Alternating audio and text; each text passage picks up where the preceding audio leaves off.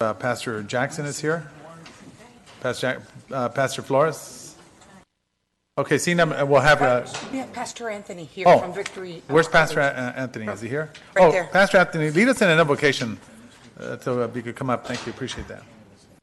Thank you. I'll ask all those that are able to stand to please do so at this time. Thank you. Every head bowed. Father, in the name of Jesus, this evening, Lord, we come before you, Lord, and we ask you for your wisdom and your guidance. We pray that your Spirit will be with us, Lord, that you'll give us wisdom as you continue to govern our city, Lord. We pray, God, that our city and all the plans will be in your hands, Lord God. In Jesus' name we pray.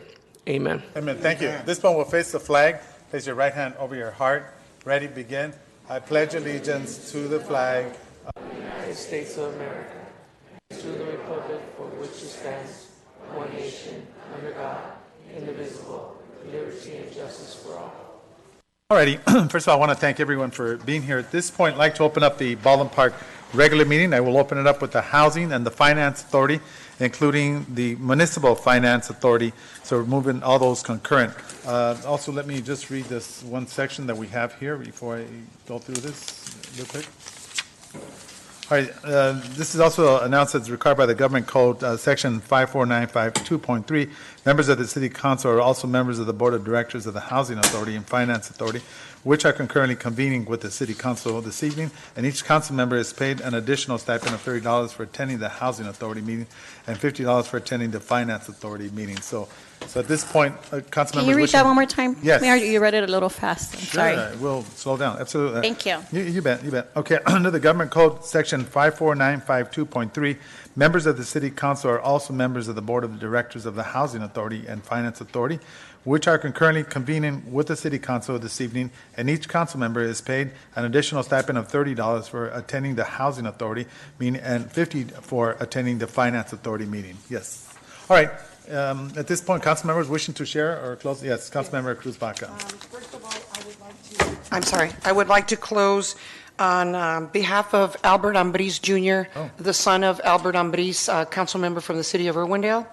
We send out his condolences, our condolences, to the family. And also, we have present Pastor Anthony and his wife Hilda and some other congregation from their church. Pastor Anthony and his wife lost their son a few days ago. So I would like to close on Anthony Jr.'s behalf as well. Pastor, on behalf of the City of Baldwin Park, thank you, Councilman Cruz Baca. Our deepest condolences goes out to you and your family. May he rest in peace. Also, real quick, before we go on, I want to also acknowledge our Congresswoman that's here tonight, Congresswoman Grace Napolitano. Thank you for your presence here at the City Council. And that perspective. So at this point, I'll move on to the council members wishing to close or say any comments. No, if I just may real quickly, just to the public and our members back at home, we have so many events going on in the next month or two. Just make sure you go to the website. As I look at some of our items, we do have our 62nd anniversary parade coming up. And we also have El Dia de los Muertos. The police department is also putting a really nice trick-or-treat day where they service all the kids of our community. And so please look in the website. There's so much for families, and a lot of things are free, so please take advantage of them. Thank you, Mayor. Thank you. Also want to recognize Cindy Michelle. Thank you for being here, who's running for judge, office number 16, experience, fairness, and integrity. And thank you for being here tonight as well, Michelle. So we'll open up our public communication shortly. All right, so at this point, we'll go ahead and take roll calls. So we'll have City Clerk Alejandra Avila. Thank you. And Marie Contreras, is she off today? Oh, okay, she's back there. Our City Treasurer. All righty, that's fine. All right, thank you very much. Thank you, Mayor, and thank you, member of the public. Good evening. Councilmember Cruz Baca. Here. Councilmember Monica Garcia. She will be here shortly. Councilmember Susan Rubio. Present. Mayor Pro Tem Ricardo Pacheco. Here. And Mayor Manuel Lozano. Present. Thank you very much, City Clerk Alejandra Avila, for that. All right, so at this point, we have several presentations. One of the first ones that we have is the introduction of the new Staff Community Development Director, Mr. Benjamin Martinez, and also for the City Planner, we have Ron Garcia. So we'll take Benjamin. Benjamin, is he here? Hey, what's up, bud? Thank you very much. All right, so at this point, Introduction of a newly community development director, Benjamin Martinez. Ben Martinez comes to this from the city of El Monte with over 25 years of experience in the public and private sector. Most recently, Mr. Martinez was the director of economic development for the city of El Monte, where he headed a citywide revitalization effort consisting of 7 hotels, thousands of market rates, and affordable residential units, and multiple retail and industrial development. Previously, Mr. Martinez directed the Community Economic Development Department in the city of Pico Rivera from 2011 to 2016, and was employed by the City of National City Community Development Commission for 10 years, where he departed as executive director in 2006.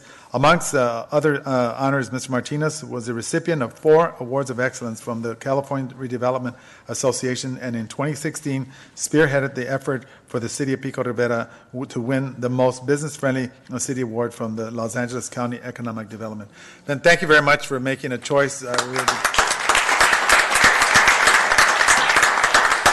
Thank you. We just want to let you know we're extremely impressed with your background. Of course, the interview, exemplary, no doubt. So our expectations are going to be high of you, and I'm extremely optimistic that you'll achieve the goals that we want in the city of Baldwin Park. Thank you very much. Mayor? Yes, Councilmember Cruz Baca. I'd like to welcome you. The other day, we had a meeting, and as you know, or as a lot of you know, I'm on the ad hoc, the COGS ad hoc homeless committee. We started about 2.5 years ago to put the plan together for Measure H. And now that Measure H is coming to fruition and the plan is going to be put in motion, one of the things that I said when I had a meeting the other day with Eurico and with Manny Carrillo from our staff is that I was glad and hopeful that the person coming in from El Monte, because I know El Monte has been very, very progressive in bringing in affordable housing, veteran housing, and of course working very closely with Mercy Housing. So I'm hoping that the expertise that you had in El Monte will translate into Baldwin Park, because we're really looking forward to putting Measure H into motion. So thank you. Thank you very much. Mayor? At this point, yes, Councilmember Susan Rubio. Well, first of all, just welcome, but I believe, if I'm not mistaken, is that your family with you? No, I'm alone. Okay, I wasn't sure, so I wanted to give you the opportunity to introduce them, but welcome. Thank you for being here. All right, thank you very much. At this point, we'll go ahead and also introduce Mr. Ron Garcia. Is he present? Mr. Ron Garcia, how are you, my friend? Ron Garcia served in the city of West Covina for 13 years. He joined West Covina as an associate planner in 2006 and promoted to senior planner, and most recently planning manager. During his tenure, he played an integral role in several key projects and initiatives, including the general plan update and the downtown plan, which accommodates an urban walkable environment. In 2017, Ron was honored with the Valuable Professionalism Award for always going above and beyond to represent the cities professionally and for taking extreme pride in serving the residents of the city. Ron began his professional career as a planning intern for an affordable housing corporation in Berkeley, California, for the city and the city of Commerce.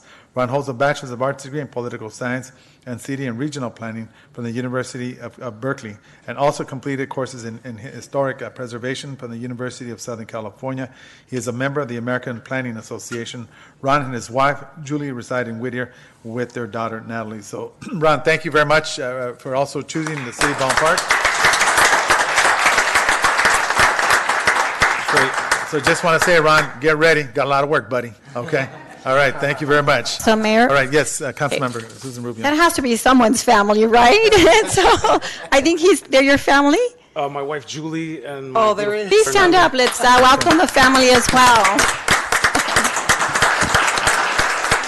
The wife and child. Well, I would love for both of them to have the opportunity just to say a few words, if that's okay, Mayor, and Yes, introduce absolutely. themselves. And both of you, yes, thank you. Absolutely. Thank you, Mayor, City Thank you. Council, city staff, residents. Really looking forward to working with the council, the Planning Commission, city staff, and the residents. Also really look forward to strengthening the values that the city of Baldwin Park has as far as its uniqueness and working with the businesses and residents in that it's unique in that I'm sorry, I'm at a loss of words when the rest of my wife's here, but essentially just strengthening those values that make Baldwin Park unique for those people that live here, so for those people that visit here, and also for the businesses. So thank you. Thank you very much. All right, Ben. Mayor. Mayor. Yeah, let Ben finish and then we'll. Oh, okay. Thank you. Thank you, Mr. Mayor, Mayor Pro Tem, council members, city staff, general public. Thank you. Very excited to be here. I'd like to be chosen, and I choose you back. And you will have my full attention. You will have my full expertise, my full experience. And I look forward to the day that I do depart working from the city. It will have to happen at some point, right? I hope to look back with pride for the accomplishments we will achieve together. That's what I've done in the past, and that's what I pledge to do with the city of Baldwin Park tonight. Thank you. All right, thank you very much. Thank you. Mayor. Yes, Councilmember Cruz Baca. Yes, and to Mr. Garcia, who thought that I was Miss Garcia, but I'm really Cruz Baca. I just want to say the same thing that I told Ben. I'm really looking forward to working with you because I know you come from West Covina. I work closely with Mayor Lloyd Johnson in the ad hoc homeless committee, and I know that he's very passionate about helping veterans and also a lot of our less unfortunate people. So thank you very much. I'm hoping that you'll bring some of that experience that you had there to Baldwin Park because we're going to need it when we hit the boots running with Measure H. Thank you. All right, thank you very much. All right, moving along with additional presentations. The first one that we have also, Councilmember Susie Ruby, you're going to be doing the presentations? Yeah. Of this one? Okay. Is there one or two? This one? Okay. Thank you. Is Marley in the audience? Marley, oh, there she is. Come right up. Is your mom here with you? Come right up, too. Come How on about up. Grandma? Where is Grandma? She gets to come up. Grandma used to be a bus driver for us for how many years? 28 years and a half. So thank you for being our driver. But her family are longtime residents of Baldwin Park, Susan. And also Baldwin Park in our window too, right? I just want to welcome Marley. She stopped by my office and she was so excited to share that she was running for class president in her school, which is Bush, correct?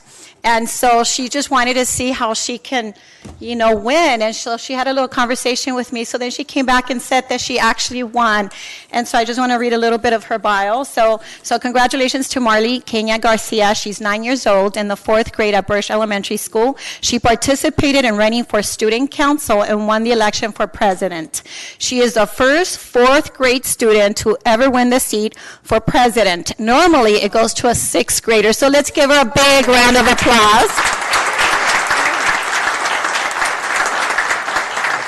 So today, the City Council would like to honor Marley as president, and thank you so much for your service, and here's your certificate, and we want you to say a few words.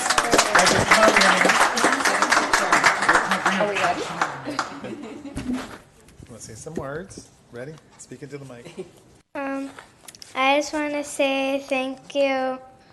Thank you, everyone.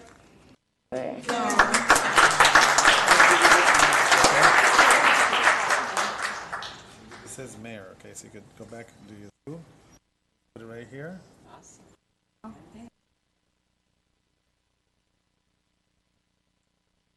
You're going to probably sit up here in 20 what? 50? Okay, all right, okay. Let's get a picture. Come on over here. Where's Manny? Oh, no one's here. Here, Maria. That's right. I saw his pictures. Here, Maria.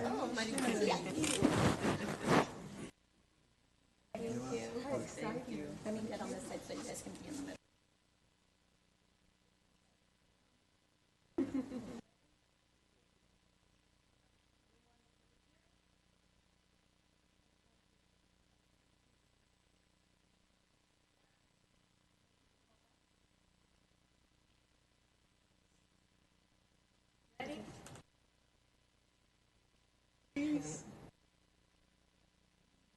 All right.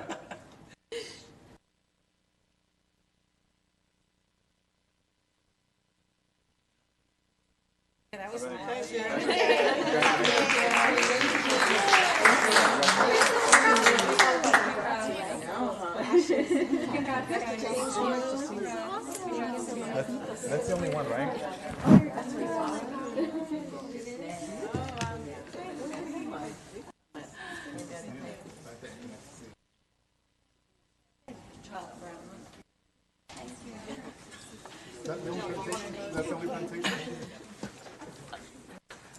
So that's what we hope to do to inspire the next generation of little leaders. So thank you, Marley, for Right. coming. We're so proud of you. All righty, thank you very much. All right, so at this point, I don't have any other presentations. We'll go ahead and open up the public communications. Anyone wishing to speak, you have approximately 3 minutes. All right, thank you. Anyone want to come up? Thank you. Yeah, come on. How are you? Very good. Good evening, Council, Mr. Mayor, Yes. and citizens of Baldwin Park. My name is Steve Chan, and I'm with the Grown Folks. Just wanted to take the time to thank you again for all that you're doing for the city of Baldwin Park and for all the efforts that you're putting forth to help the city of Baldwin Park grow, no pun intended. When the cannabis program was first introduced, there was much skepticism about and many questions on whether or not this council could actually implement a program that would benefit the city and help it succeed in multiple ways. Now that the program has passed its infancy and a lot of the kinks have been worked out, we're actually starting to see proof of all the benefits to the city of Baldwin Park. To name a few, there's been a huge wave of business growth resulting from widespread leasing and purchasing of properties all over the city to an enormous increase of the city's current financial budget. It does really look like you guys were correct and the city is right on track. I'm also very happy to announce that after searching far and wide, we were finally successful in finding our new business location and home in which we plan to stay and grow into throughout these years. This new location of ours is a huge contrast from our original application location, which had many code violations and infrastructure issues. We really felt that if we didn't make this move to a newer state-of-the-art facility, which was in full compliance, meeting all of the city's codes and requirements, then we would be stuck in a financial tar pit that could have easily ruined us like some licensees. But just to let you know and to give you an update, the Grown Folks did submit our application for a new address. This was in the beginning of September. I understand that it still has not made it to the council's agenda yet, and I understand that's due to your enormous workload. We only ask that you that you try to help us expedite it to the city's agenda so that we may have sufficient time to get our business up and running and to avoid budget issues as things are starting to tighten up on us, especially with the downtime coming with the holidays right around the corner. Lastly, I'm very happy to announce that we are completely up to date in all of our fees due to the city. I'm a believer, and I feel that my faith and the council's blessings have got us thus far. It hasn't been easy, but we are very close and very grateful. We would be honored if you can all join us for our grand opening ceremony, which you will be receiving an invitation for very soon. I wish blessings and success to the city of Baldwin Park, and thank you everyone very much. Take care. All right, thank you. Hi, Sadie Michelle, how are you? Hello, good evening. Good evening. Honorable Manuel Zano, distinguished city council, city staff, and the citizens of Baldwin Park, hello there. My name is Sydney Jane Michelle, and I'm running for judge on the November ballot. Most of you have probably never met anyone that's running for judge on the November ballot. So I wanted to come and introduce myself to everybody, and I'm so honored to be endorsed by the Honorable Mayor of Baldwin Park. I'm thrilled and honored. Thank you so much. I just wanted to tell you briefly who I am. Hello, everybody. I'm the Senior Deputy City Prosecutor for the cities of Redondo Beach and Hermosa Beach. So I work with city staff, city council members, public works all the time. I love cities. I love city government. And I think it's honorable what you all do. And I work with people like you every day. I have been the prosecutor for 13 years for those cities. And I'm unique among my colleagues because prior to becoming a prosecutor, I was a criminal defense attorney and civil litigator for 10 years. So I was a partner in a large firm downtown. So because I've done both types of law, I think I'm very well qualified to be a judge. I'm looking to make sure I don't run out of time. I have been endorsed by, in addition to the Honorable Mayor, the LA Times, 3 distinguished labor unions, 20 different law enforcement organizations, including the California Peace Officers Association, Los Angeles Police Protective League, LA County Police Chiefs, and many more. Also, Mexican American Bar Association Political Action Committee, and the Italian American Lawyers Association, and 100 endorsements. So please feel free to go to my website. It's www.michelle.com. I know that people really don't know who the judges are. There's only 4 races. Hang in there on your ballot. You do governor and assembly and the ballot propositions, which are going to tire us all out. And at the very end are the judges. And I'm in seat 16. So I thank you so much for giving me this time. And hello, everyone. All right. Thank you. Thank you, Michelle. Thank you very much. Okay, Mr. Alcalera. Good evening, Mr. Mayor, Mayor Pro Tem, distinguished council, staff, and the residents of Baldwin Park. My name is Alfred Coletta, and I too am a judicial candidate for November 6th. I too wanted to put a face with the name. I serve you currently as a deputy district attorney for approximately 31 years. I've worked in East Los Angeles, 210 West Temple Street, Central Criminal Courthouse, Norwalk, Whittier, Long Beach, and I've had various extensive trial assignments that have served Baldwin Park as well. I've worked in hardcore gangs, a major narcotics and forfeiture division, environmental crimes OSHA division, major frauds, and the justice system integrity division, which is so necessary to have integrity in our court process. I too in the past have served my community for 12 years in the unincorporated area of Rossmore, which is at the west end of Orange County. I've served at its presidents for 3 terms and on the board as well for 12 years. And it was a delight to get to know the residents and to work with staff and to learn where the issues are in the community. I too am endorsed by the Los Angeles Times, Mr. Steve Cooley, the National Latino Peace Officers Association, the Latin Prosecutors Association. I'm a past president of the Italian American Lawyers Association. And I would hope that you would go to my website and get a little more familiar with myself, other than what I've stated here this evening. My website is colettaforjudge.com, and I'll spell that for the record. It's COLETTAFORJUDGE.com. The reason I ask you to visit the website is because I want to bring beyond my prosecutorial experience. Formerly, I worked for the County Council of Los Angeles. I advocated for abused children. I prosecuted sexual predators. And also I have civil litigation experience while as a deputy district attorney, which is very unique, for pursuing matters of unfair business practices, basically fraud. And lastly, I have bankruptcy experience and bankruptcy appellate experience in federal court. I think I'm uniquely situated to preside as a judge. I'm well suited, rated by the Metropolitan News Enterprise, endorsed by the Los Angeles Times, as I stated earlier. I was found to be an excellent jurist, prospectively speaking, because of the various trial assignments I've had, and because they have consulted with my opposing counsel, which is very important. We always want to have fairness, and I've been found by my opposing counsel in many branch courts to be fair and respectful to all litigants. And I would hope that I would have the curiosity to visit my website, again, colettaforjudge.com, and I would have yours vote on November 6th for office number 4. I thank you for the community as well for listening. Thank you very much. Appreciate that. All right. Moving on with public communication.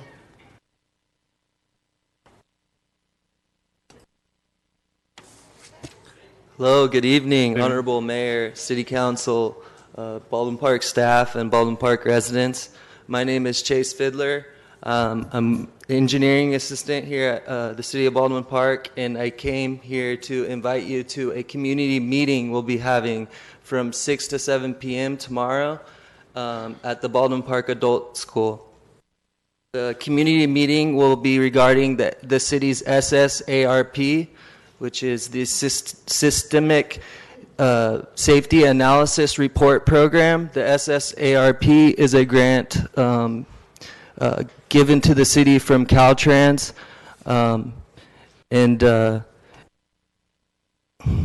it's a grant given to the city from Caltrans, and it will go over an approach that the city will take.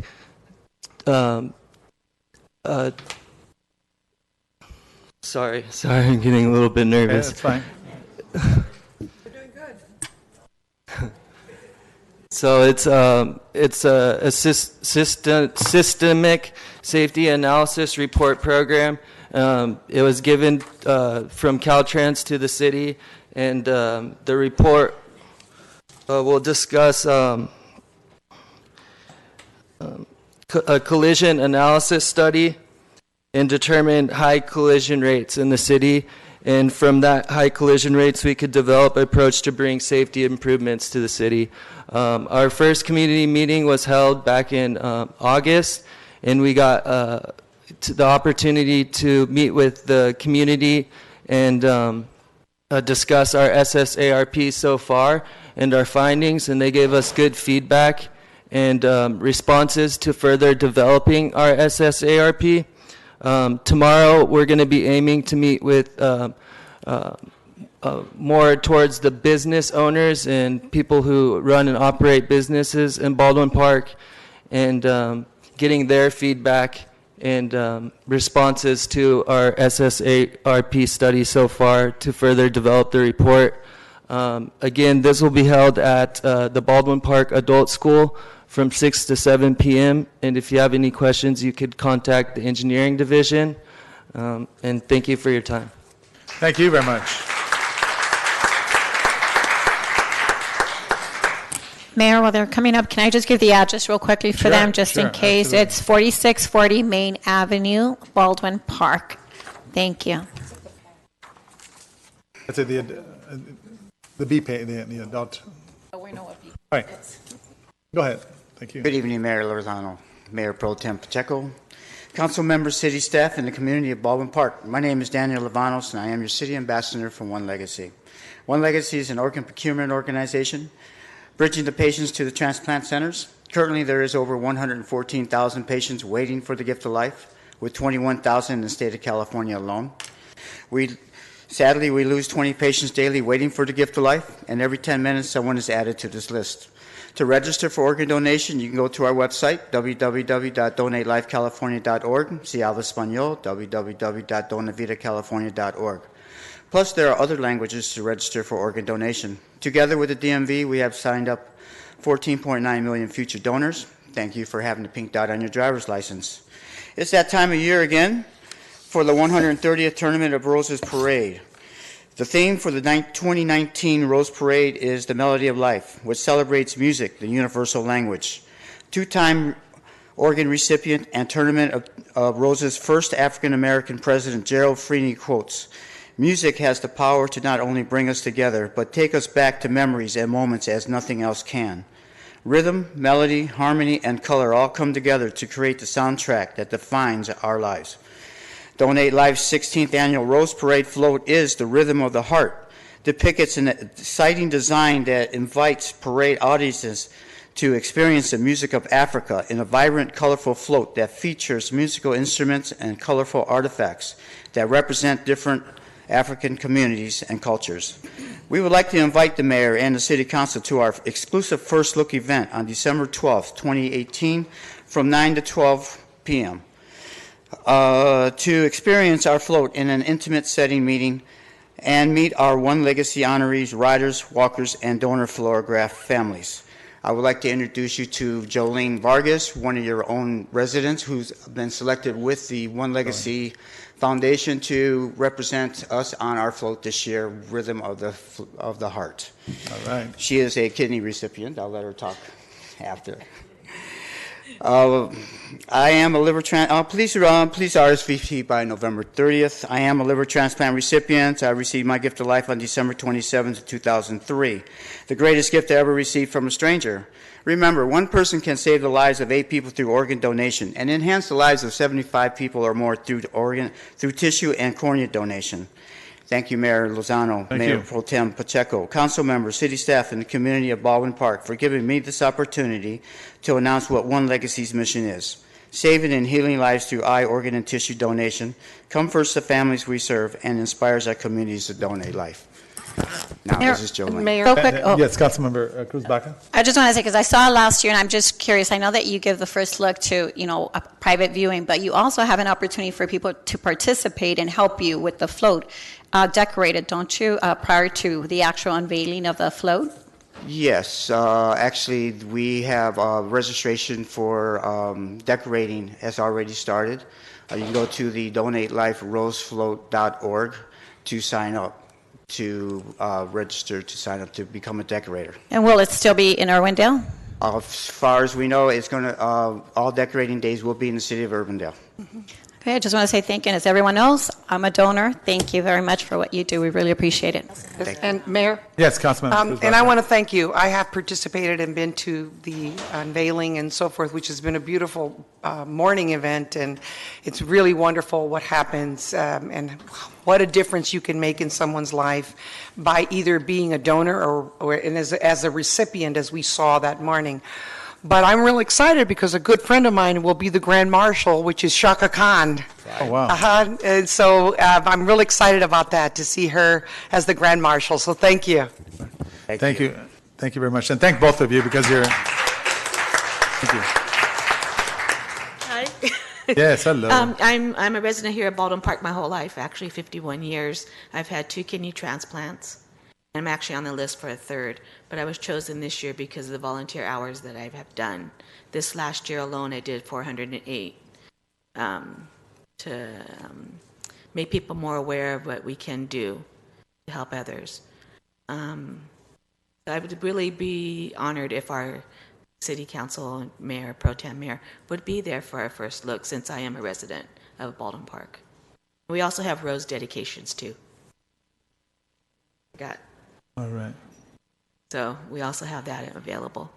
Thank you. Awesome. Thank you. I want to let you know that we're extremely proud of you as a resident of Baldwin Park and as an example of, as it said in Spanish, si se puede.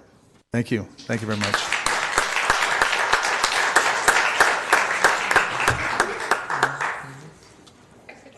I just have, hello, City Council, Baldwin Park residents. I only have a few things to say.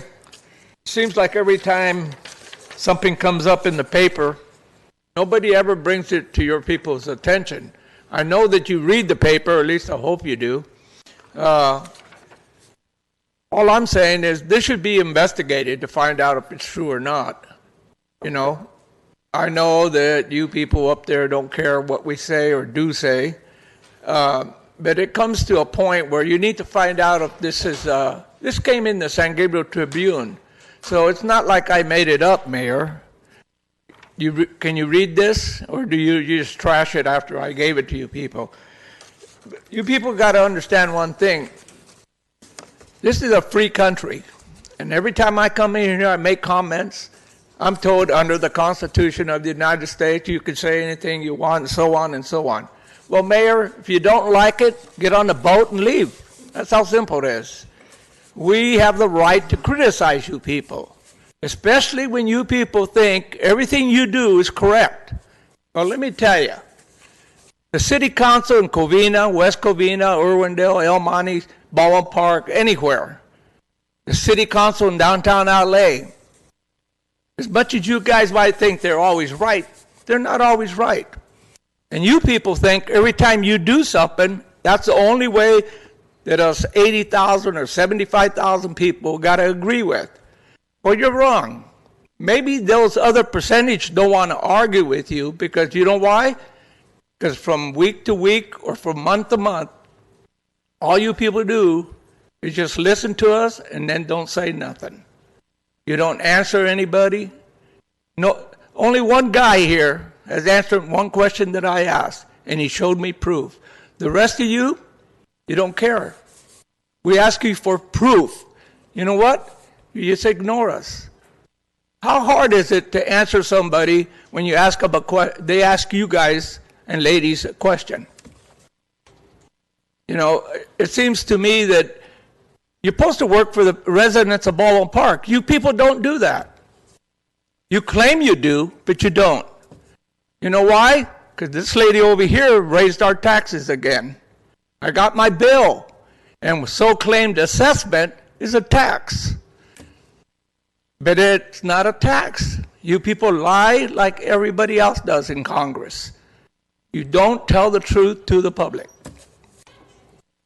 Think about it. How many times you lie to the public? You're sitting here today, and I'll guarantee you, somebody in that group will lie to somebody in this group out here in the audience. Think about it. Have a good day. All right, thank you very much. All right, moving along with public communication. Good evening. Good evening, everyone, Mayor, Mayor Pro Tem, and council members and audience. My name is Veronica Lopez, here on behalf of Assemblywoman Blanca Rubio, here to invite the council and city members and the community to an informational hearing on domestic violence in partnership with Assemblymember Ed Chow and Assemblywoman Blanca Rubio. We invite you to come and hear informational hearing on domestic violence and the intersection with technology. Will be held on Friday, October 26th from 10 a.m. to 1 p.m. in the city of Duarte. It will be in the City Community Center, 1600 Huntington Drive, Duarte. We ask that you come and hear what the state has to offer as far as information and how domestic violence and technology intersect. Thank you. Right. Thank you very much for sharing that from State Assembly Member. Good evening. Good evening, Mayor, Good evening. City Council, City staff, and community. Imagine it's 2:30 p.m. The school bell rings at Birch or Jones Junior High in Baldwin Park Unified School District, and all kids all over Baldwin Park are dismissed for the day. But where do these children go? Many hardworking parents still lack the means to pay for after-school programs, and some kids have no one at home to supervise them. My name is Irene Bobadilla, and I am a proud San Gabriel Valley community member, and I'm the general manager at Think Together, a nonprofit organization dedicated to bringing after-school programs and expanded learning opportunities to Baldwin Park. Think Together not only provides a safe place for children to go after school, but also homework assistance and academic support, healthy snacks, physical activity, and opportunities to explore new subjects like robotics and coding. We see every day how families depend on state-funded after-school programs, which are supported by California's After-School Education and Safety Program, or ACES for short. The lawmakers in Sacramento question the value of after-school programs, and ACES continues to be underfunded. On October 25th, we will be a part of a nationwide celebration called Lights On After School to showcase the important role after-school programs play in the lives of children's families and communities. We are leading the fight to secure a sustainable statewide funding solution for after-school programs, and Lights On After School event will bring greater awareness to our collective cause to ensure that children of Baldwin Park and all over California have access to high-quality and well-funded after-school programs. You're all invited to experience the power of after school by attending our Think Together Lights On After School event on Thursday, October 25th at 4 p.m. hosted at Jones Junior High School. We encourage you to come and meet the children, parents, staff, and community members whose lives are impacted by after-school programs. Thank you for your time, and we hope to see you at Jones Junior High on October 25th. Ms. Bobadilla, I just wanted to, excellent program, by the way. And thank you very much for what you guys do. Thank you. Thank you for your support. All right, moving along with public communication.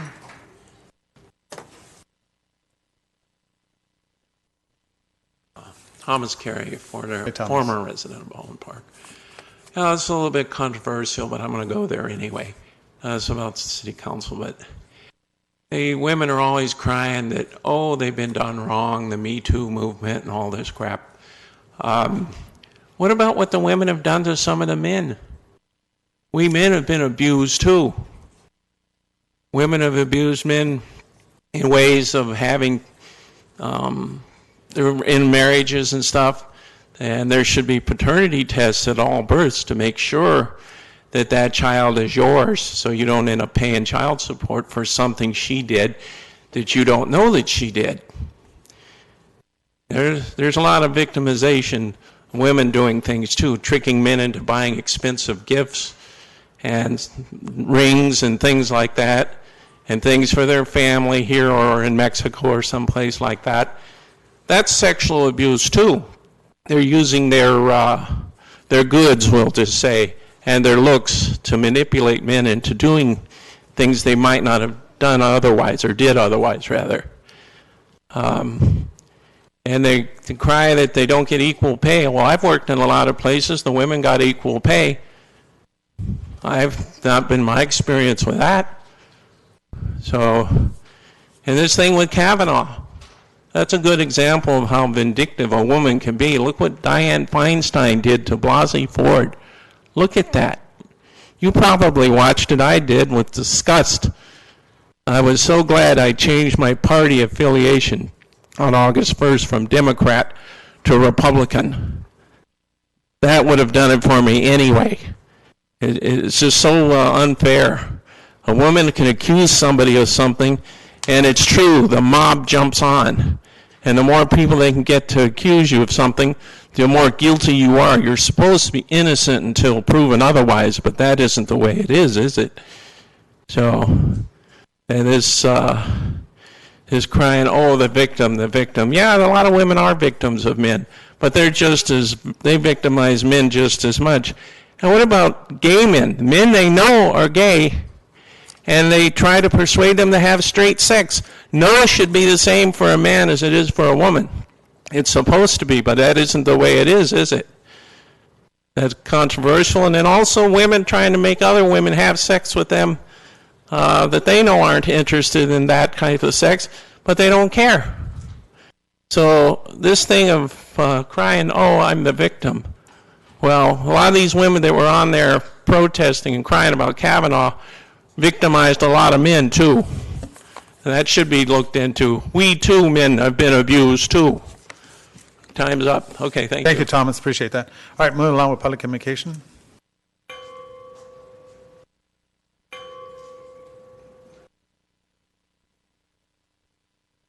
All righty, good evening. Good evening, everyone. I'm Heidi Lopez. Margaret Rosales. And we are juniors, and we are here representing the dual language program at Baldwin Park High School. We gave flyers to you guys. They should be set with you guys.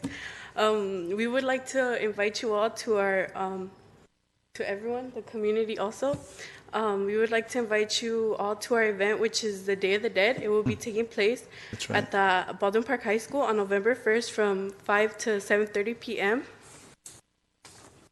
The event's going to have amazing activities for students, for younger kids, for anyone in the community. It's really special. We've been working on it for a couple of months already, and to be honest, the dual language program is such a special thing in our community, especially in the Latino community, that we're allowing new generations to learn the Spanish language, something that was denied to a lot of Chicanos many years ago.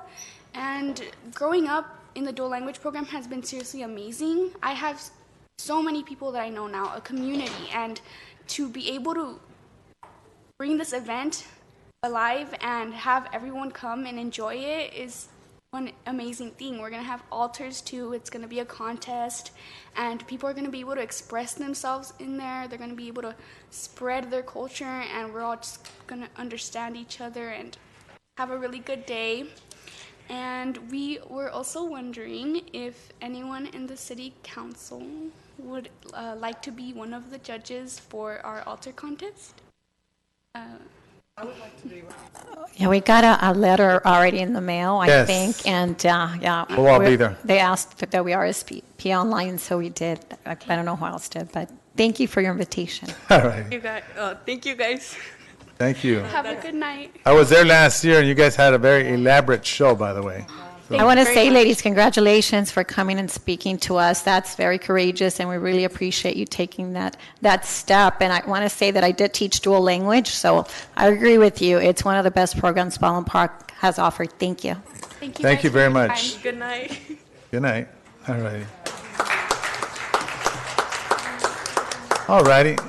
Hey, is that Christina? Okay. Good evening, Honorable Mayor, Council, and community. My name is Cristina Cardenas, and I'm a project manager with Evan Brooks Associates.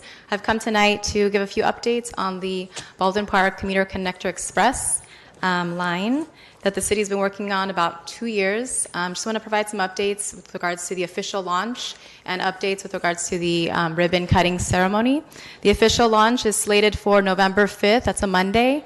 The ribbon cutting ceremony is slated for Saturday, October 27th. And just a little bit about the Commuter Connector Express line. It's going to provide 2 brand new trolleys to enhance current circulation in Baldwin Park to support the teal and the pumpkin line. The great thing about it is that it connects people that are using the Metrolink to key destinations in the city, including Kaiser Permanente, which is one of the largest employers in the city. The event will allow people to preview the trolleys for the first time, a first ride for the first time. The event will be October 27th from 10 to 12 at the Arc.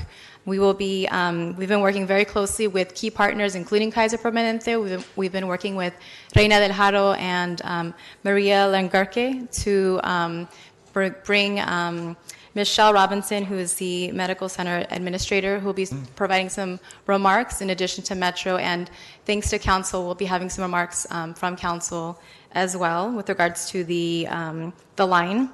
The partnership with Kaiser has been from day one in conducting an analysis to determine the route, the stops, and how to best encourage employees and members at Kaiser to use the line. So we're hoping that this partnership will allow the line to have consistent participation by that population, in addition to the public. The event will allow people to ride the line, and once they do arrive to Kaiser, there'll be activities for the kids. There'll be pumpkin giveaway, kids' fall crafts, as well as a tour of the facility. And we did want to make sure that we did remind the public again about the launch. There are flyers in the back for the ribbon cutting ceremony that will be taking place again October 27th.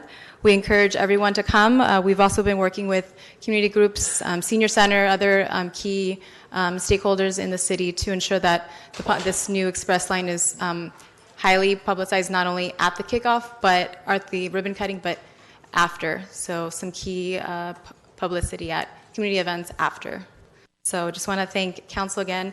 Thanks Sam Gutierrez, who's leading the project, to really provide, again, better circulation and improved mobility for encouraging people to use public transportation. So thank you. All right, thank you very much. Christina, can you repeat the ribbon cutting just once again, please? Sure. Thanks. So the ribbon cutting ceremony will, October 27th, it allows, the community has been invited to the Arc, and they'll be able to actually see the trolleys. There'll be 2 trolleys that will be at the facility. They'll be able to, the ribbon cutting will be on the trolley. They'll be able to ride, explore the trolley, ride it from the Arc to Kaiser Permanente, to just kind of be the first to kind of experience that line, that trolley. Thank you. That's great. Thank you Mayor? very much. Yes, Councilman Cruz-Bach. I'm so excited about this. Sam knows that I'm like a little kid. It reminds me of the red car when I was a little girl. But I was at Target here in Baldwin Park the other day, and it was quiet in the morning, and they said, wait till the afternoon when all the people from Kaiser come in here. So I'm hoping that Target or that shopping center is one of the stops, It is. because I know that they'll be real happy about that. And the Yeah. public will receive the map, so the official map, as well as the schedule. And they'll all be available on the city's website as well, along with the pumpkin line, the teal line. So it'll be housed in the same area. But definitely, that is the public, and the members of the public were able to provide key destinations where they would like to see additional stops that the pumpkin and the teal line, fell short. So definitely provides more destination stops. Well, thank you. I'm excited about Yeah, this. so we look forward to seeing you all on October 27th. Thank you. Thank you very much, Christina. Appreciate that. Yeah. All right, moving along with public communication. Good evening, Mayor Lozano, Mayor Pro Tem Pacheco, and council members. I'm Valerie Munoz, council member for the City of La Puente, and I'm actually here to speak on item number 7 that's on your agenda tonight. I'm currently also, more importantly, your representative on the San Gabriel Basin Water Quality Authority, representing cities with non-pumping rights, and I humbly request your support in city's nomination for the reappointment to the WQA. I was elected back in 2016, and one of the pledges I made to local communities was to to keep you informed and provide much-needed attention to this security of clean water efforts here in the San Gabriel Valley. I feel like I've kept that promise. The WQA was created by California State Legislature back in 1993, and the whole purpose of that agency is to spearhead the cleanup efforts here in the San Gabriel Valley. As of today, over 81 tons of contamination has been removed from our local groundwater, and that's due to the agency's efforts. The Water Quality Authority has secured over $500 million in polluter settlements and additional $150 million in state and federal funding. The current projections for the entire cleanup efforts in the San Gabriel Basin would cost approximately $1.3 billion as of today. And as the San Gabriel Basin provides 90% of our local drinking water supply, restoring the basin is a priority, and maintaining a stable rate structure, secure our water sources, and provide safe and reliable drinking water for our residents is extremely important. As your board member, I have worked to hold polluters accountable and make sure that they met their obligations. Since elected to the board, I was instrumental in securing the $225 million which will contribute to an additional cleanup efforts until 2027, just the Baldwin Park operable unit itself. And I've also worked and helped securing $80 million in Proposition 3 funding for treatment and remediation of contamination groundwater throughout the San Gabriel Valley. One other project that I was also really instrumental was the Puente Valley Operable Unit. The 6 operable units here in the San Gabriel Basin, that operable unit had no remediation done in the 30 years that the agency has been installed. And as of September 20th, the construction of a $40 million treatment facility broke ground. Northrop Grumman had taken responsibility of their actions and were underway. The San Gabriel Basin Water Quality Authority is an important part of our community as we continue efforts to secure the funding for treatment remediation. I'll continue to work diligently for the City of Baldwin Park if given the opportunity, and I respectfully request your consideration for nomination. Thank you. Thank you very much, and you've done an excellent job, Valerie. Thank you. Compliment you. Thank you. All righty. Okay, so at this point, moving on with public communication. See no further interest, I now declare the public communication closed. But before we go on, Mark Shenfield, who's in the back, Mr. Dallas Cowboy, I didn't see you back there, requested also we could look at the traffic flow.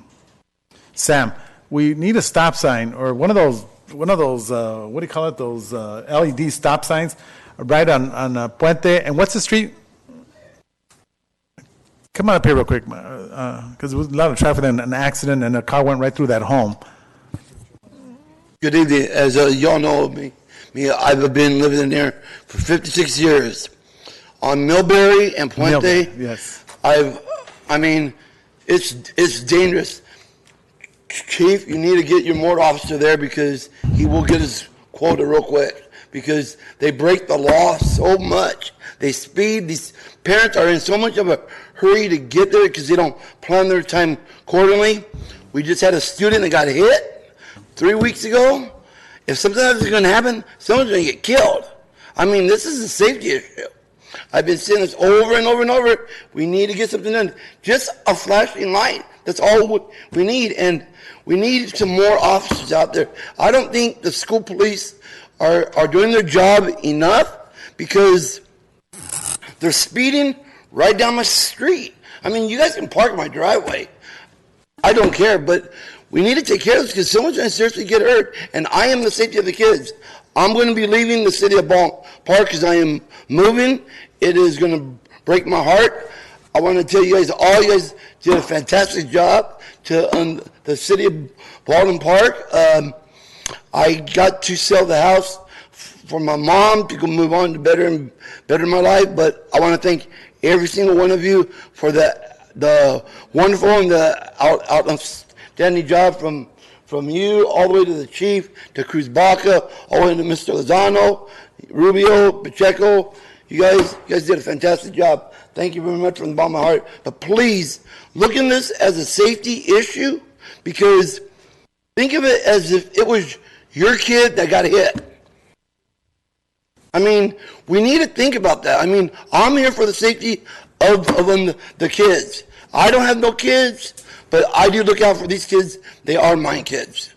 And Chief of Police, you guys are doing a good job. I mean, you guys cleaned up the city dramatically. My dad was a retired police captain for Alhambra, so I do follow the law enforcement. But again, thank you, please. Thank you very much, and please look into this seriously because someone's going to get killed, and we don't want that. We don't want another lawsuit. Please. Okay, Mark, thank you very Thank much. you, guys. Mr. Dallas Cowboy, show him your tattoo. Show the council the tattoo in your back. Okay, all right. All right. All right, now, real quick, Mark. Well, also, he was supposed to be, we're supposed to have a tree planting for his mother during this year, and unfortunately, there was an error in between it, so we could pass on to Manny Carrillo, so his mom. How many years were you guys in Ballpark? 50, my mom was here 50, next 50. She was the original house on the left. 50. She was number 3 in the city of Ballpark. 52 years ago, you said? Oh, well, my mom bought it in 1952, yeah. Wow, okay. Bought a house for $8,000. Mortgage was 70. Oh, you mean 66 years? That's how long your mom was here. 60. I was going to say, all right, buddy. Take care. Go LA Rams. All right, let's go. All right, so at this point, we're going over to consent calendar. So council members wishing to pull any item? Yes, Mayor, I'd like to pull number 8. Okay, number 8 is requested by Councilmember Cruz Baca. All right, number 8. Any others?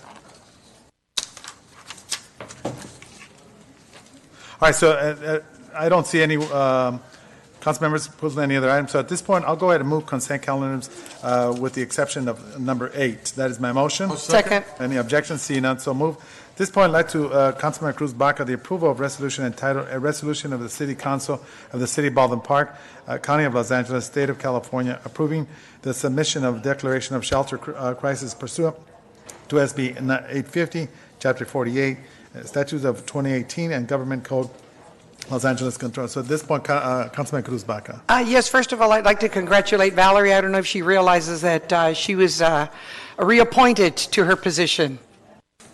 So thank you. It moves real quickly, but I thought I would congratulate you. No, that's okay. Congratulations. That's all right. The reason that I pulled it is because this is, like I said, this is very exciting to see some of the Measure H monies and also some of the grants that will be available. And I do have to say that Baldwin Park has been considered like the model of the cities Awesome. that planned or bought into or worked on this plan, because it seems like we have all the elements collaborating. We have our police department, our Parks and Rec, we have different faith-based organizations that have collaborated, like I said, to come forward and very hands-on when it comes to attending meetings and being a part of some of the decisions as far as bringing some of those monies to help not only for the homeless, but also affordable housing, permanent housing, transitional housing that will be available in the future. So the reason I pulled it after that is because I would like for Eureka to do a short presentation since Manny Carrillo is out of town, because she knows better than I do what's going on the ground. So Thank you, thank you, Councilmember Cruz Eureka. Baca. Yes, thank you. Councilmember Cruz Baca. So good evening, Honorable Good evening. Mayor Go ahead. and members of the City Council. Like Councilmember Cruz Baca mentioned, I'm here on behalf of our citywide action plan for the homelessness implementation plan. And I wanted to give you guys, first and foremost, a thank you and an acknowledgement for always supporting our efforts in ensuring that all of our documentation gets in on time and passing all of our resolutions, all of our agenda items that needed to be in place in order for us to be where we are today, getting ready for the 2018 city's homelessness plan implementation phase. So, as you know, cities play a vital role in preventing and combating homelessness around Los Angeles County.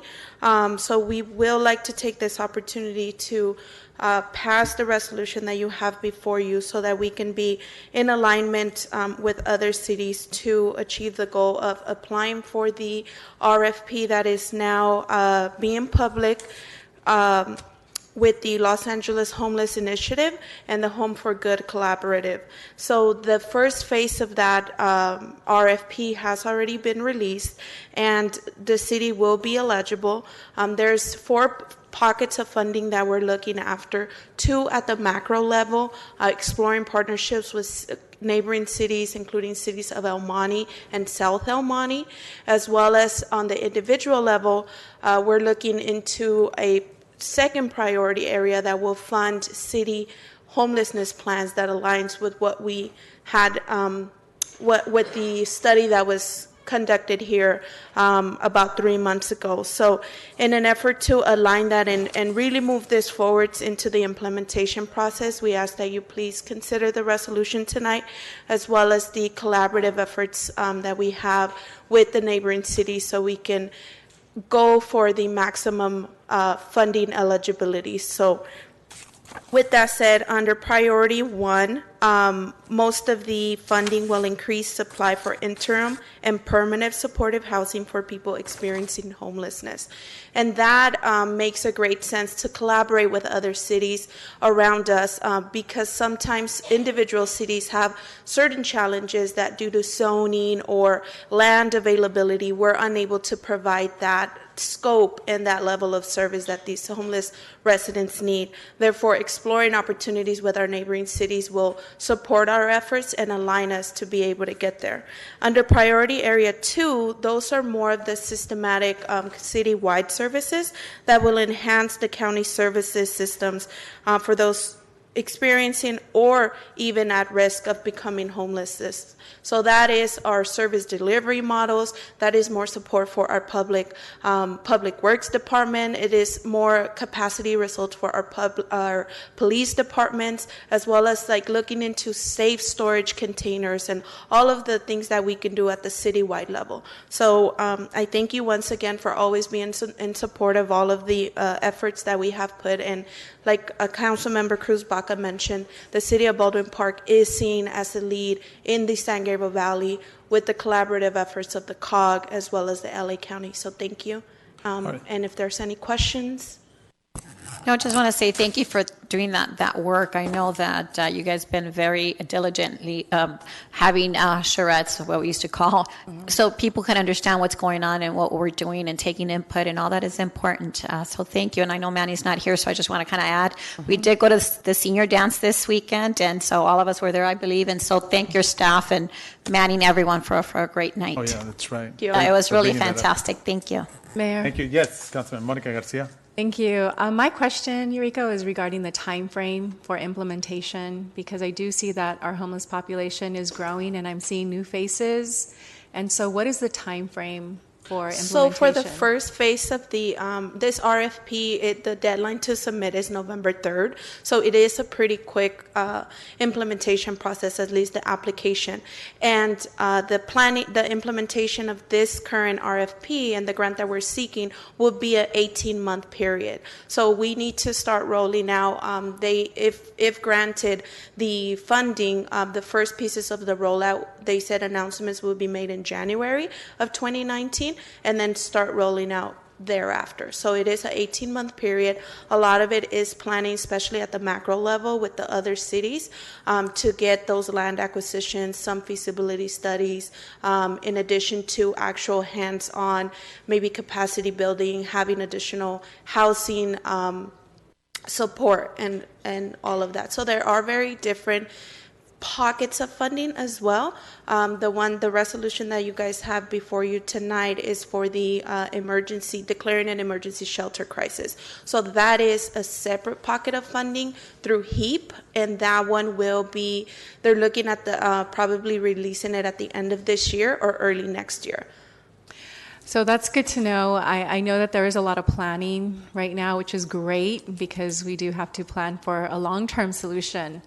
But meanwhile, my questions are, how are we doing any outreach and providing services to the individuals that are currently in our community? So perhaps we can have a conversation offline regarding that, because again, I do see that the efforts are, it's great to see this collaboration that's happening regionally, but my concern is that the population, meanwhile, continues to grow in our community. But with that, I'll go ahead and make the motion to approve the item. The second. Thank you. Any objections? See none, so moved. All right, thank you very much. All right, so at this point... I just want to say one thing. One thing is that, and I want to thank staff because I started back on working with the COG Ad Hoc Homeless Committee about 2.5 years ago with Joe Lyons, Becky Shevlin, where it was just a skeleton group of people. I was introduced to the ad hoc committee by Rachel Barbosa at that time, who was working with Supervisor Solis, and she said, I really think that someone from Baldwin Park should be a part of being on this committee. And this was way before Measure H. So for 2.5 years, we put together, this was in the late 2015, I was at a meeting the other day when it was Becky Shevlin brought it to my attention.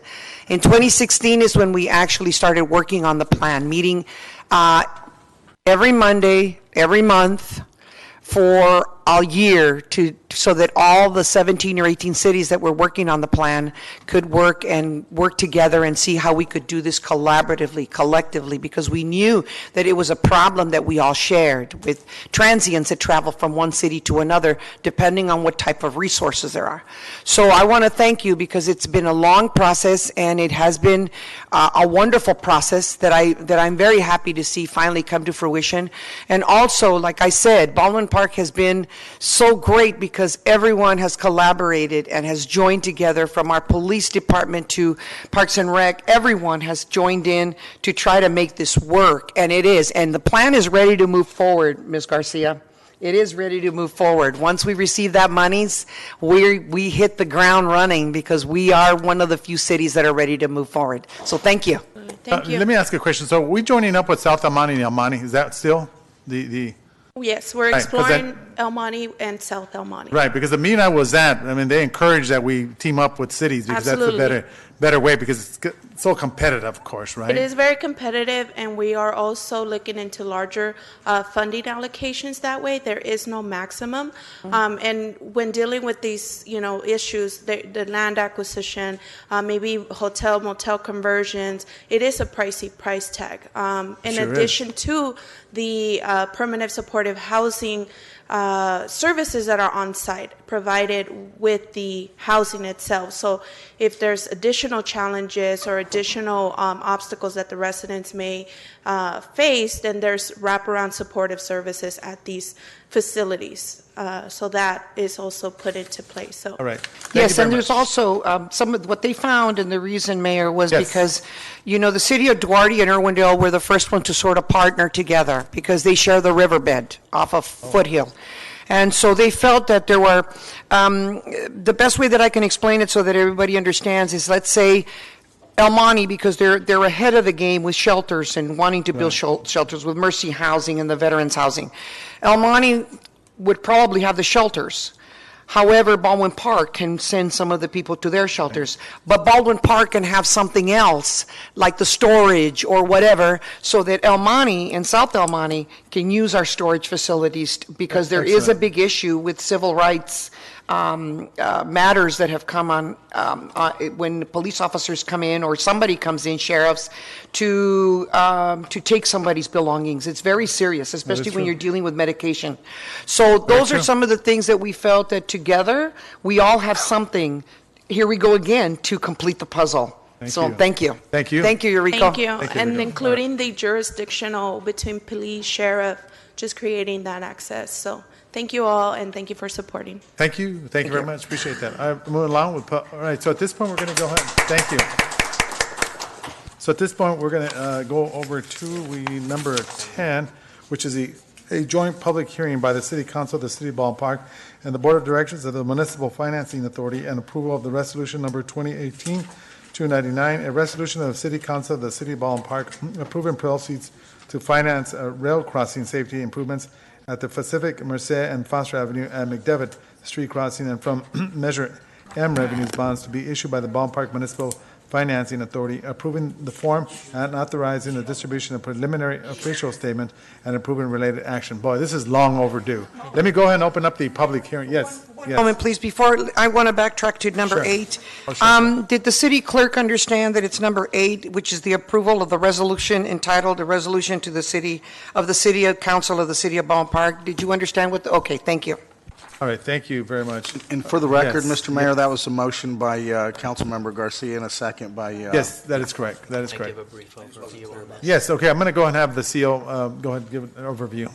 Yes, thank you, Mayor, members of the City Council and the audience. At a previous meeting, the City Council did give staff direction to proceed with bonding against our future Measure M revenue bonds. Yeah. This would allow the city to design, construct, and build the railroad safety improvements throughout the city, which would make these crossings then quiet zone ready, so that the residents could enjoy peace and we could reduce the noise at the crossings.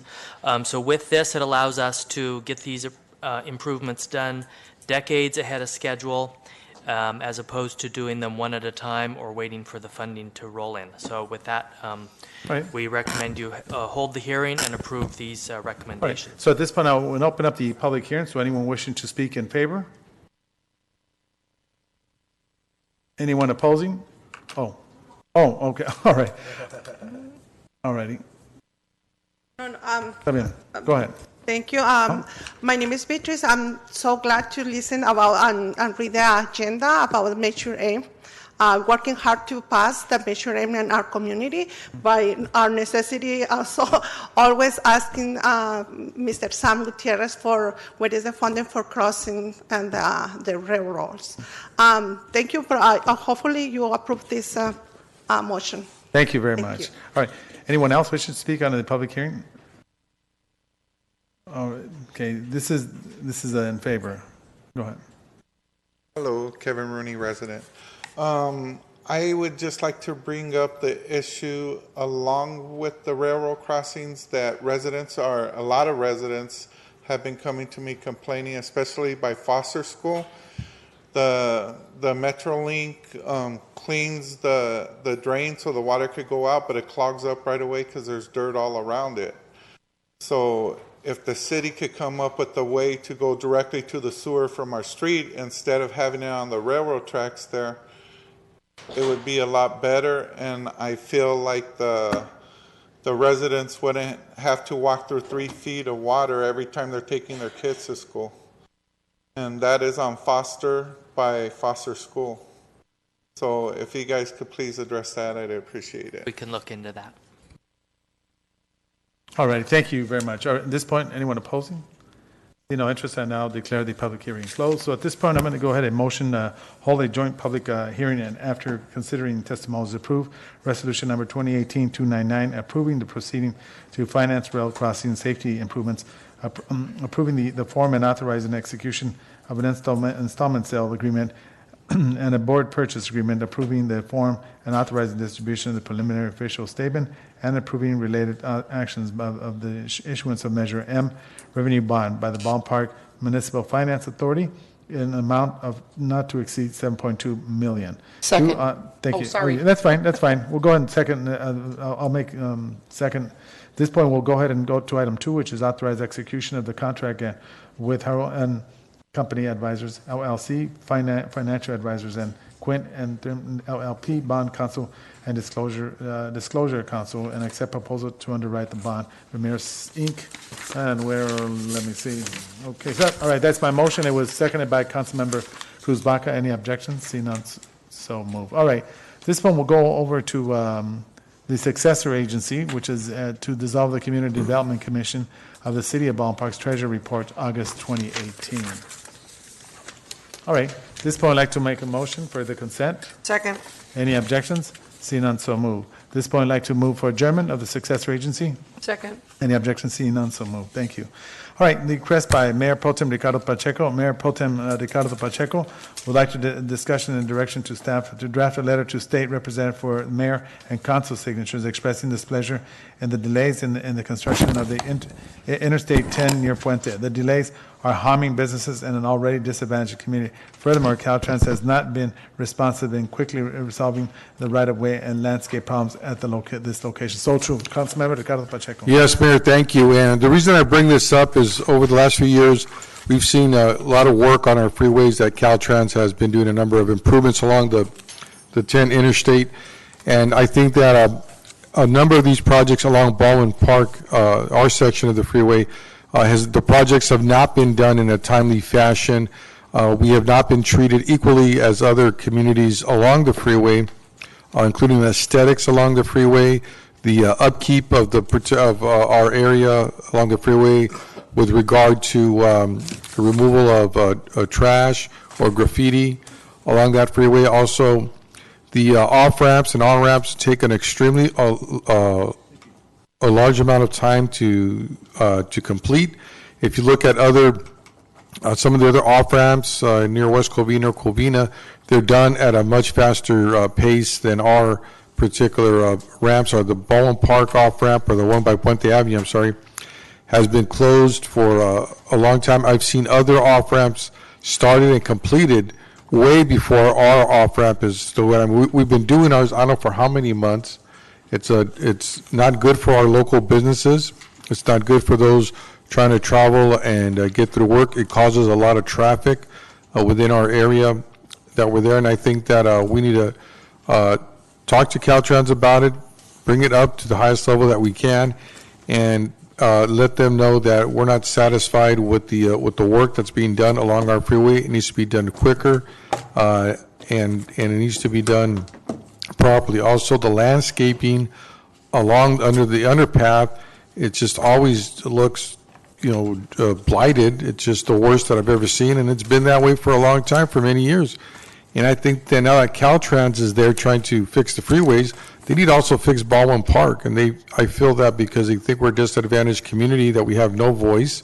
And I think we need to start to speak up and force Caltrans to clean up the areas along the freeway that are in Baldwin Park, just like they do, and they take care of the more affluent communities along the freeway. I think they should take care of Baldwin Park just like if we're an affluent community.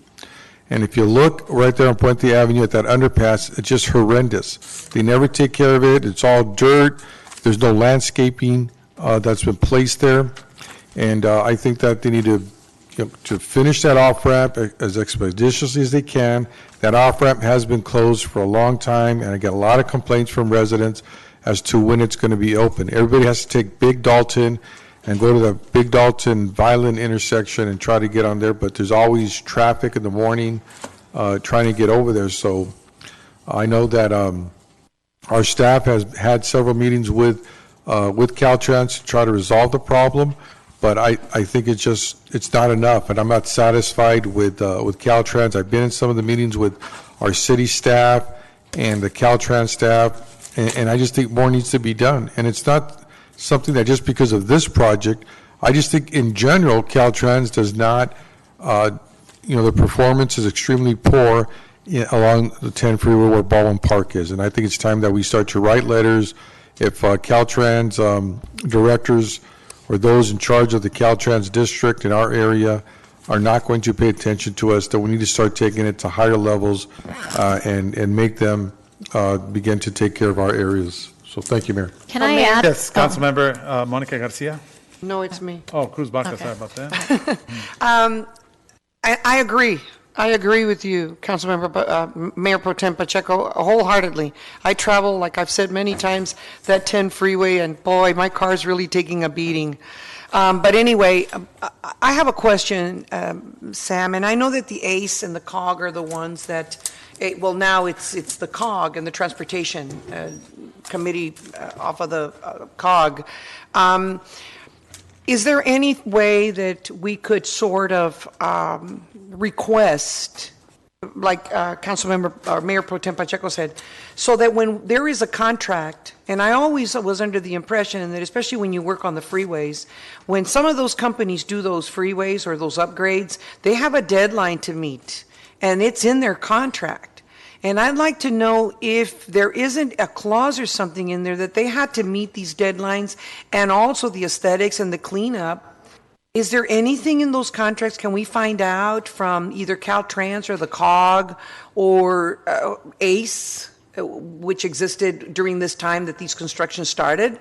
Is there any way that we could look at those contracts and see if they have really fulfilled their deadlines? Absolutely, yes. We have a copy of the current contract. I can tell you that the observations that you guys are pointing out today, that the council is pointing out today, I'm sorry, are correct. So initially, the schedule that they submitted to the city when they pulled the permit, they were going to be having those ramps done within 10 months. They have far exceeded 10 months. They're going on 2 years. Wait, let's make sure we get to our state representative, the Senator Ed Hernandez, or state member Blanca Rubio. Let's get them all in the car because this is ridiculous. I think they're still treating us like a second-class city, because if you do look West Covina and beyond, I mean, look at those plush greeneries. Yet over here, God, it's incredible. So I'm glad you brought that up, and also Cruz, because this is ridiculous. It's gone too far. The lieutenant governor was here. I should have taken him in my Honda and drove over there so you could see. But unfortunately, we didn't have time for something like that. But let's do something. Mayor, I was just going to add, because I think we remember maybe 4 or 5 years ago, we all had to write either letters or something, because they also left the graffiti. So it's you're right, it's an ongoing problem. We couldn't get them to remove the graffiti. Right. And if we removed it, then they would sue us, and it was just a battle. But they don't take care of that. That's something that we need to really aggressively pursue, because they're not taking care of not just that end, but the entire freeway corridor. So, yes, thank you. Mayor, if I may, I think, and I'm glad my council members agree with me, but it's also the cost to the city, to our businesses, and all of us trying to get through the freeway, it's just taking a toll on us. And it's 2 years. You said 2 years that they were delayed and not been there. I think that needs to be addressed. And I think somebody needs to be held accountable at the Caltrans level, because how could it take 2 years and they still, I mean, I've seen other off-ramps like the ones along Barranca, they closed them and they finished them within a matter of weeks, not months, weeks, and they closed them and then they reopened them. And we're still here 2 years later, still closing on that off-ramp. And I think whatever it is staff has to do to get their attention, if we have to go to Sacramento and start to bring it to their attention, I think we want to just be treated the same. And I think if there's charges that we could charge Caltrans because of these delays and what it's doing to our community, I think we should look into that, and possibly if we have to go to litigation for that. I mean, I just think it's unfortunate that they treat us the way they do, and we want to just bring it to their attention. If you could bring our as the mayor said, our state representatives, the assemblywomen, and our state senators, and to bring it to their attention and tell them when it's not satisfied, and we want to hold somebody accountable for what's happening and get that off-ramp open and our landscape completed along that area. Thank you. Mayor. Thank you. Yes, Councilman Monica Garcia. I agree wholeheartedly with you, Mayor Pro Tem Pacheco. And I think it's also an environmental justice issue, because meanwhile, we have a lot of the traffic coming through our community. And so it's contributing to greater impacts of pollution. And, we were talking earlier about pedestrian safety. And so it really is an environmental justice issue. So if we can also highlight that, because I think, Caltrans, I think that they would take those concerns very serious. Yes. All right. So at this point, direction's been given, and hopefully we'll have some results. All right. So at this point, I'd like to open up the Wednesday, November 14th. Hold on. Yes, Mayor, I just wanted to get direction. Due to the election next month and the Thanksgiving holiday, I wanted to get direction to, in place of those, hold that special meeting on November 14th. Yeah, that's fine. Okay, and I'll second. Any objections? Seeing none, so moved. All right, at this point, I'd like to open up the Finance Authority. And there we have the Treasurer's Report. I'll go ahead and move for approval. Second. Any objections? Seeing none, so moved. Let's go next. Close the Finance Authority. That's my motion. Second. Any objections? Seeing none, so moved. All right. At this point, I'd like to open up the Baldwin Park Housing Authority. We have I'll make a motion for consent calendars 1 and 2 items. Second. Any objections? All right, at this point, I'd like to move for adjournment. Excuse me. We'll go over to the public hearing. Public hearing, we did this public hearing already, right, correct? All right. No, Mayor, this is a separate different public hearing. Amendment to the Ballpark Housing Authority, public hearing. So at this point, I'll go ahead. Thank you. Susie Reales will give us a brief info. Good evening, Chair and members of the board. The purpose of tonight's public hearing is to satisfy HUD requirements regarding smoke-free public housing. While Baldwin Park Housing Authority is way ahead of the game, making its 12 public housing units smoke-free since January 2014, HUD requires this amendment to comply with their newly established smoke-free policy including amending the 5-year public housing plan and updating the admissions and occupancy policy known as the ACOP. To ensure public and tenant input, staff met with the Resident Advisory Board known as the RAB, consisting of Section 8 participants and each of the public housing McNeil Manor residents. At that point, we explained the process and reviewed the documents. The RAB was informed of HUD's requirements and reminded of the existing smoke-free policy. The RAB then approved the amendment to the fiscal year 2015 to 2019 Consolidated 5-Year Plan and the ACOP as presented. We also published a public notice, and the draft amendments were available for review for the 45 days as required, ending with tonight's public hearing. No comments were received from the public regarding the plans. However, the RAB did ask that I mention this about their concern with smoking at the park during the day, and they get a lot of that smoke scent. But I kind of explained to them, even if they did call the police, by the time the police got there, they would be done. So they were hoping for maybe some additional smoke, no smoking signs. So we, as the Housing Authority, did put our no smoking signs out on the, or we're ordering them, out on the fence by the public housing so that we can hopefully deter some of them. Okay? I'm here for Yes, questions. Councilman if you have any. Cruz-Baca. Thank you, Susie. Susie, and I'm glad that you brought up about the smoking because especially during the street fairs and the concerts, I remember that they're even smoking those vape or whatever you call those cigarettes. Right. I think that we should distinguish and let the people know that that is considered smoking. Just because it's like a vape or whatever it is doesn't mean that that's not smoking. I saw a lot of people using those cigarettes, those electric cigarettes or whatever they're called, during the concerts as well as the street fair. And I think that's very offensive, especially near the playground where the children were playing and so forth. So I would really, maybe we should think of Chief, some better signage that would include that or some kind of wording about that, or who's in charge of that? Oh, Public Works, sorry. I thought it was a police issue. So we can look at updating the signs if we need to. Okay. Thank you. Thank you. I thought it was a police issue about the smoking, so. Okay, so do we need to make a motion on that? All right, so at this point, we're going to go ahead and open up the public hearing. Anyone wishing to speak in favor? Anyone opposing? All right, at this point, I'd like to go ahead and close the public hearing. So at this point, I'll go ahead and make the motion. Okay, the adoption and approval of the amendment to the Capital Fund Public Housing Agency 5-year plan, and approve of resolution number HA 2018-015 entitled Resolution of the City of Baldwin Park Housing Authority approving and adopting the amendment to the Public Housing 2015-19 5-year plan. 3, the update of the admissions and occupancy policy for 12 units public housing McNeil Manor. All right, so that is my motion. Second, Mayor. Second, any objections? See none, so move. This point, I'd like to move for closure of the housing authority. That's my motion. Second, any? Mayor, real fast, I just want to say that the one component that I forgot to thank with putting together the Measure H homeless plan is the housing department. Yes, true. Very, very important component of putting all this together, whether it's supportive housing or preventive homelessness. Thank you. Thank you very much. Thank At you, this point, I'd like to move for adjournment. Second. Any objections? See none. Viva Baldwin Park. Gene, thanks a lot. That burrito was excellent tonight. You know what I like? The aguacate mixed in the frijoles and all that. With the tortilla de harina. Thank you.